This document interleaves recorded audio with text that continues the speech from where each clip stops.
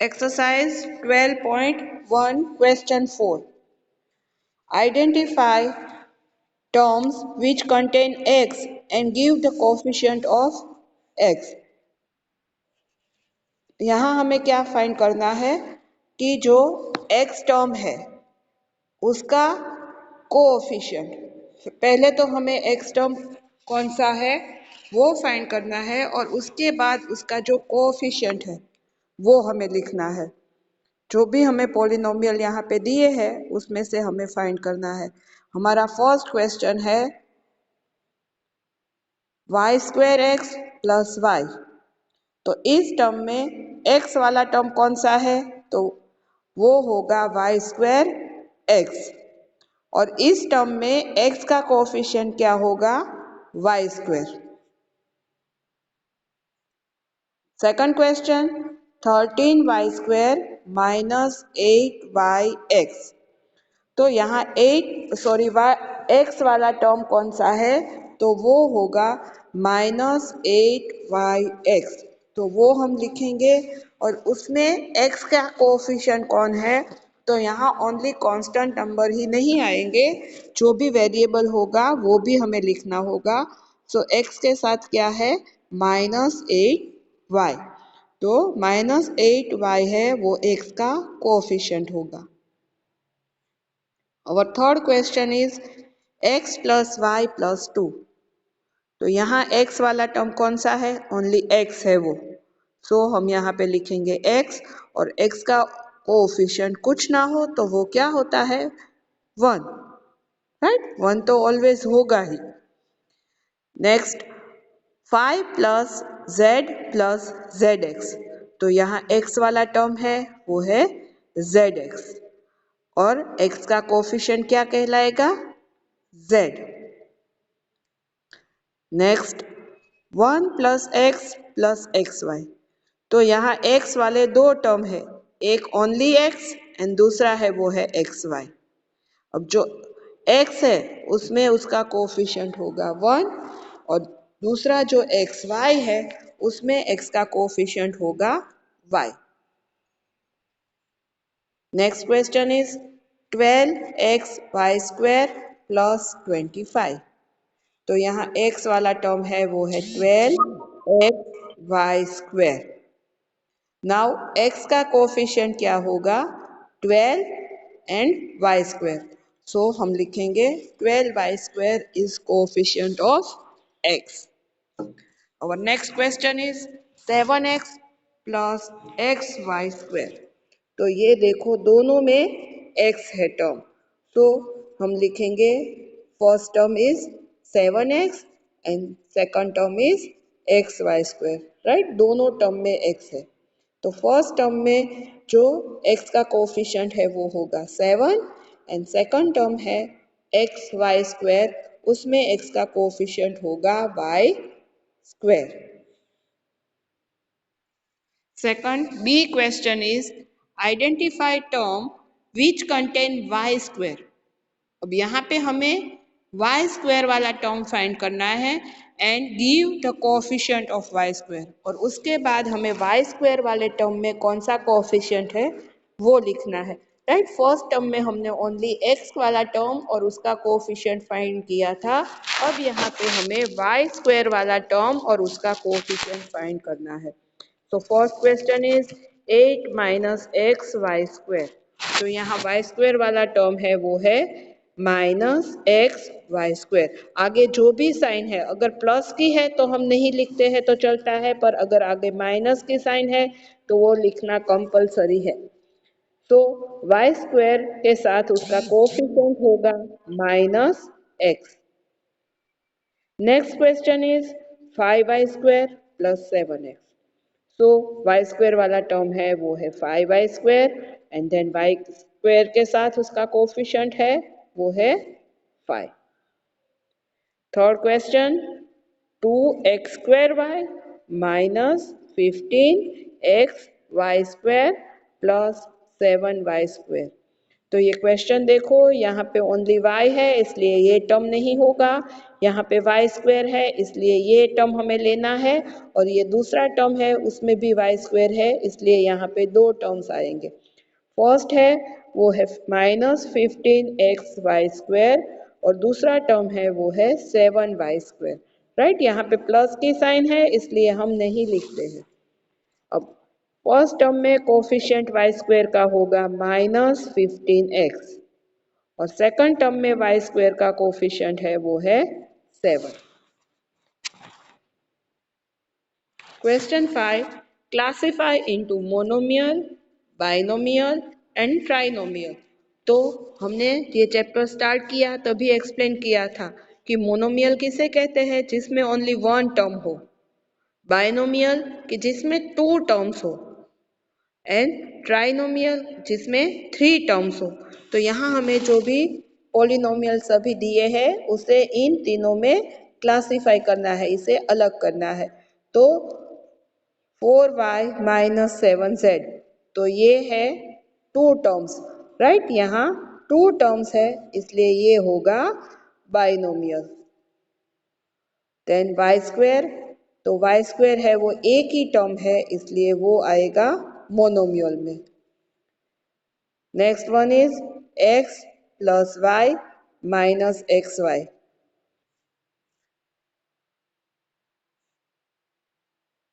x + y - xy, तो यहाँ पे थ्री टर्म्स है इसलिए थर्ड होगा ट्राइनोमियल।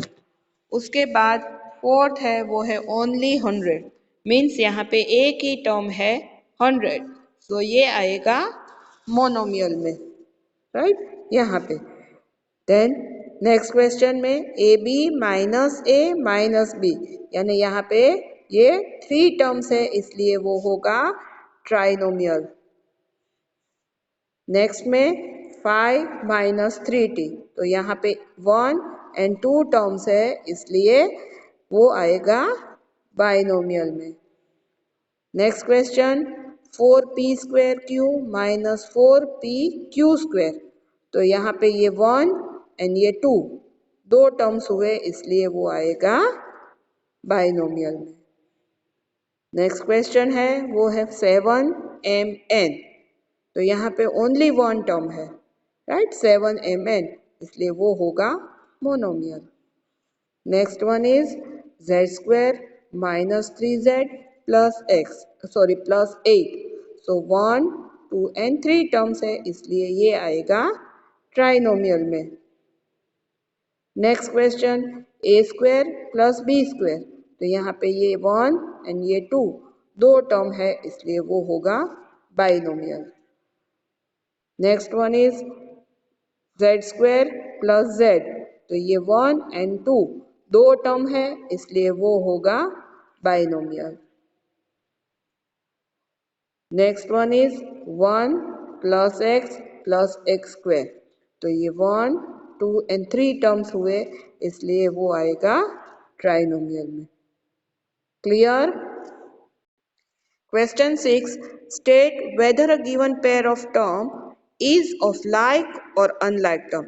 तो यहाँ हमें जो पेयर दी है टर्म्स की वो लाइक है या अनलाइक, वो हमें यहाँ पे अलग करना है।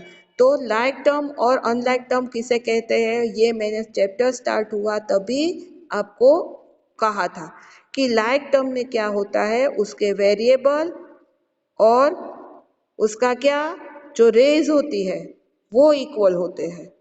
राइट, सपोज दोनों में x² होने चाहिए, दोनों में y², तो सेम होना चाहिए। अगर x² हो और दूसरे में y² हो तो वेरिएबल अलग हो गए, और एक में x² हो और एक में x हो तो उसका जो रेज है वो अलग हो गया, तो वो लाइक टर्म नहीं होगा। हम यहाँ पे सम्स देखेंगे तो हमें पता चल जाएगा। फर्स्ट क्वेश्चन है वो है 1 और 100, तो यहाँ पे दोनों है वो कांस्टेंट, राइट, डिजिट ही है, कोई भी वेरिएबल नहीं है, तो it is a like term. Second is -7x and 5/2x, तो अगर कोएफिशिएंट अलग हो तो वो अनलाइक टर्म नहीं होता है, उसका वेरिएबल और उसके रेज इक्वल होनी चाहिए। तो यहाँ पे भी वेरिएबल एक्स है, यहाँ पे भी वेरिएबल एक्स है और दोनों की रेज है, राइट, वो है 1। तो ये भी होगा लाइक टर्म, राइट। कोएफिशिएंट अलग हो तो वो लाइक टर्म ही होता है। Next question is -29x and -29y। तो यहाँ पे देखो दोनों के कोएफिशिएंट है वो सेम है -29, बट वेरिएबल यहाँ x है और यहाँ पे y है, तो वेरिएबल अलग होंगे तो वो होगा अनलाइक टर्म, राइट। कोएफिशिएंट अलग हो तो लाइक होता है, पर कोएफिशिएंट सेम हो पर वेरिएबल अलग होगा तो वो अनलाइक टर्म होगा। नेक्स्ट क्वेश्चन है वो है 14xy और सेकंड टर्म है वो है 42yx। तो वो दोनों लाइक टर्म होंगे, क्यों? कि दोनों में वेरिएबल x एंड y है और यहाँ आप ऐसा नहीं कह सकते कि यहाँ एक्स वाई है और यहाँ पे वाई जेड है तो वो अलग होगा, वो सेम ही है, राइट। हम 2 1 जा लिखे तो भी 2 होगा और 1 2 जा लिखे तो भी वो 2 ही होगा। तो मल्टीप्लाई में इस तरह से ये रूल्स है, right. So 14xy and 42yx दोनों होंगे like term. Next question 4m² and 4mp²। तो यहाँ देखो दोनों का कोफिशिएंट 4 ही है।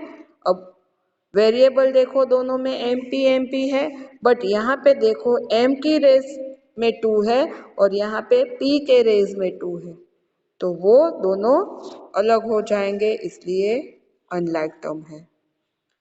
Next one is 12xz and 12x² तो यहाँ पे भी देखो दोनों के कोफिशिएंट तो इक्वल है, बट दोनों के वेरिएबल की जो रेज है वो अलग है। वेरिएबल भी सेम है x एंड z, पर यहाँ पे रेज 1 1 है, जहाँ यहाँ पे जाके 2 2 है, सो ये होगा unlike term. Next question identify like term in the following. यहाँ से हमें लाइक टर्म है वो अलग करने हैं, राइट। यहाँ हमें 2 टर्म दे दिए थे, उसमें ही हमें लिखना था। अब जाके हमें यहाँ लाइक टर्म की पेयर बनानी है। तो एक क्वेश्चन में देखो -xy², तो हमें यहाँ इस एक क्वेश्चन में देखना है कि दूसरा xy² वाला टर्म कौन सा है, तो वो है 2xy²। तो ये दोनों एक लाइक टर्म की पेयर बन गई, राइट। अब ये और ये हमें सॉल्व कर लिया, राइट।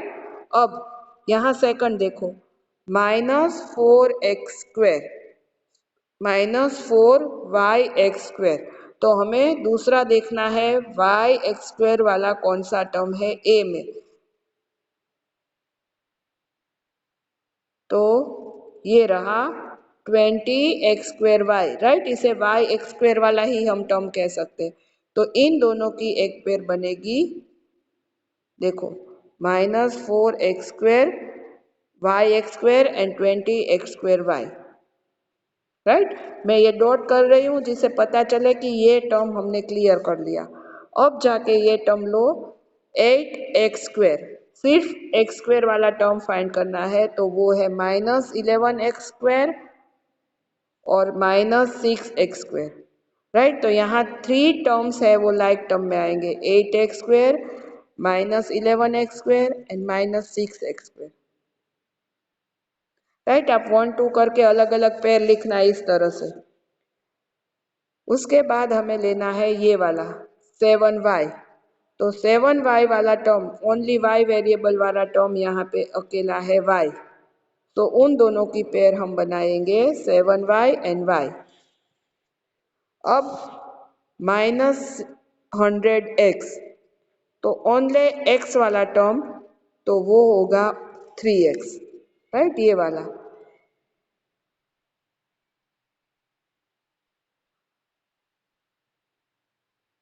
तो यहाँ पे पेयर बनेगी -100x एंड 3x की।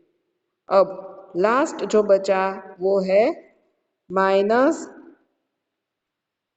11yx, तो yx वाला टर्म यहाँ पे है 2xy, तो इन दोनों की पेयर बन जाएगी -11yx and 2xy। B question में 10pq, तो pq वेरिएबल जहाँ पे है वो वाला टर्म हमें फाइंड करना है, तो ये pq वाला ही है -7qp, राइट, वो उसके साथ आएगा। और दूसरा देखो pq वाला ये वाला है 78qp, राइट, तो इन तीनों की पेयर बन जाएगी 10pq -7qp and 78qp, right. अब उसके बाद है वो है 7p, राइट, ये वाला, तो 7p यानी ओनली p वाला टर्म हम फाइंड करें तो वो होगा ये 2405p, राइट, तो इन दोनों की पेयर बनेगी।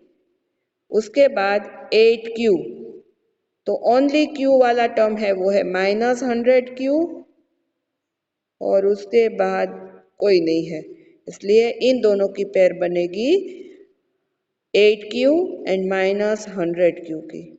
अब आया p² q², तो p² q² वाला टर्म है ये 12q² p²,